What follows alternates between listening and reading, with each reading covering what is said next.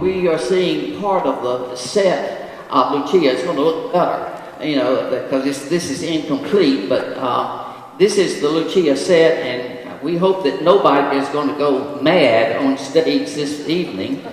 Lucia by Donizetti, first performed in 1835. Think about that. It's in Italian. It's tragic.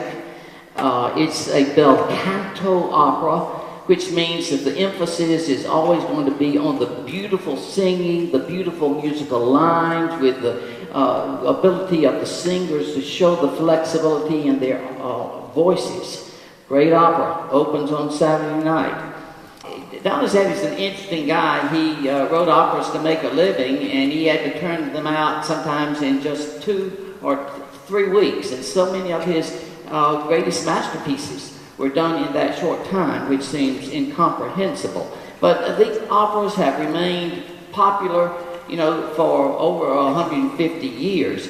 And, you know, somewhere Lucia is being performed, you know, this week in probably 40 or 50 opera houses around the world. And you got to wonder how many of our current favorites on Broadway, or current favorite Broadway shows of the last 20 years, how many of those will be performed 50 years from now, or 100 years from now, or 150, whatever it may be. And it's quite an accomplishment.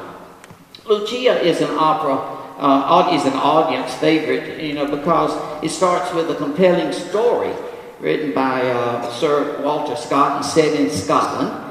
Lucia is forced by her evil and selfish brother, Enrico, to marry a man she doesn't love, although she had already pledged her heart to another fellow who's from a rival family. And that can't end up with a happy end, you can imagine. And so she's forced to sign a contract to marry Arturo.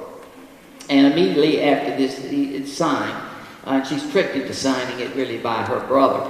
And then Edgardo, the man she really loves, comes back, and and he, of course, is upset because he feels that she has betrayed their pledge. And that's the point where the famous sextet comes in, that we're going to hear later tonight. And then she goes off to the bridal chamber with her new bridegroom, Arturo, and she just goes stark raving mad and kills him. And then she comes back in her bloody, you know, gown and does the famous mad scene from Lucia, which is absolutely, you know, riveting. And we're going to do 3 excerpts for you tonight. And the first excerpt is from Act